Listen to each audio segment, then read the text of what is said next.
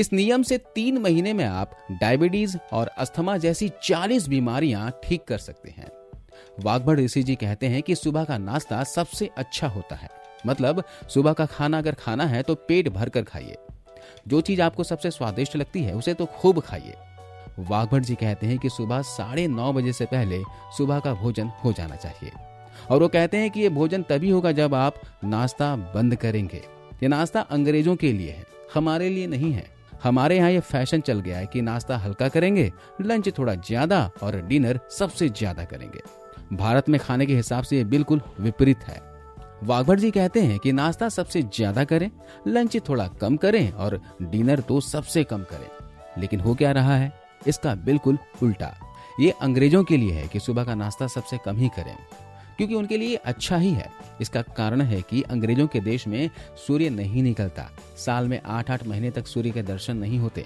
और ये जठर अग्नि जो है ये सीधे सूर्य के साथ संबंधित है। जैसे जैसे सूर्य तेज होने लगता है तो यह अग्नि भी तेज शुरू हो जाती है। तो यूरोप और अमेरिका में सूरज निकलता ही नहीं। साल में 8-8 महीने तक बर्फ पड़ती है, तापमान -40 डिग्री तक हो जाता है। तो वहां जठर में अग्नि है ही नहीं, तो वो भारी भोजन नहीं खा सकते हैं। अगर करेंगे तो उनको तकलीफ हो जाएगी। इसलिए राजीव दीक्षित जी कहते हैं कि अपनी आबो हवा तासीर को देखते हुए जीवन व्यतीत करना चाहिए।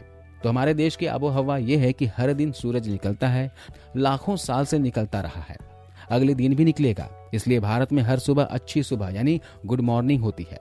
यूरोप वाले तरसते हैं गुड मॉर्निंग के लिए, इसलिए हर आदमी एक दूसरे को विश करता है गुड मॉर्निंग। इसलिए राजीव दीक्षित जी कहते हैं कि हमारे यहाँ हर मॉर्निंग इज गुड मॉर्निंग।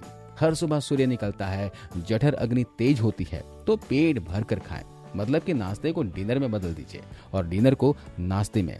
इसलिए वाघबड़ जी कहते हैं कि सुबह जब भी निकलें तो पेट भर कर ही निकलें। दोपहर को थोड़ा कम भोजन खाएं, क्योंकि जठर अग्नि कम होने लगती है। न खाएं तो और भी अच्छा है। फल खा लें, दही पी लें, जूस पी लें, मट्ठा वगैरह पी लें। वाघबड़ ऋषि जी कहते हैं कि भारत में सूरज ढलने के बाद तो भोजन कोई नहीं खाता। गाय भी नहीं खाती, बकरी भैंस कोई भी नहीं खाएगा। और तो और गधे को ही देख लो, वो भी मनुष्यों से ज्यादा समझदार है। वो भी सूर्यास्त के बाद नहीं खाता। कोई भी प्राणी सूर्यास्त के बाद नहीं खाता। तो आप क्यों खा रहे हैं? वाघबड़ जी कहते हैं कि यह प्रकृति का नियम है, इसे फॉलो करें। सूर्य छिपने से पहले रात्रि का भोजन कर लीजिए। शाम को 5 से 6:30 बजे के बीच भोजन कर लीजिए। वैसे तो वाघबड़ जी कहते हैं कि सूर्य के छिपने से 40 मिनट पहले भोजन कर लेना चाहिए। तो आप कहेंगे कि रात को क्या लेंगे? तो कहते हैं कि कोई भी तरल पदार्थ ले सकते हैं, जैसे दूध।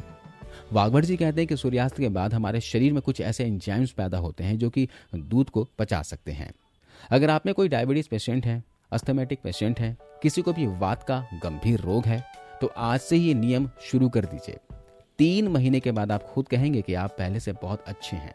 आप कहेंगे कि शुगर कम हो गया है, अस्थमा कम हो गया है, ट्राइग्लिसराइड चेक करवा लीजिए। ये सूत्र फॉलो करके आप पूरी तरह से स्वस्थ हो जाएंगे। 3 महीने लगातार इस नियम को ईमानदारी से फॉलो कीजिए। यकीन मानिए आपका शरीर पूरी तरह से हेल्दी हो जाएगा। राजीव भाई द्वारा बताए गए इस नियम का पालन देश के एक बड़े नेता ने किया तो उनका शुगर लेवल सही हो गया और उनका वजन भी 20 किलो कम हो गया। आप न्यूज़पेपर की कटिंग को देख सकते हैं। तो दोस्तों, आयुर्वेद को फॉलो कीजिए, आयुर्वेद के नियम को अपनाइए और हमेशा स्वस्थ रहिए। आज की इस वीडियो में बस इतना ही। मिलता हूं अगले वीडियो में। तब तक अपना ख्याल रखिए, अपने परिवार का ख्याल रखिए। जय हिंद, जय भारत।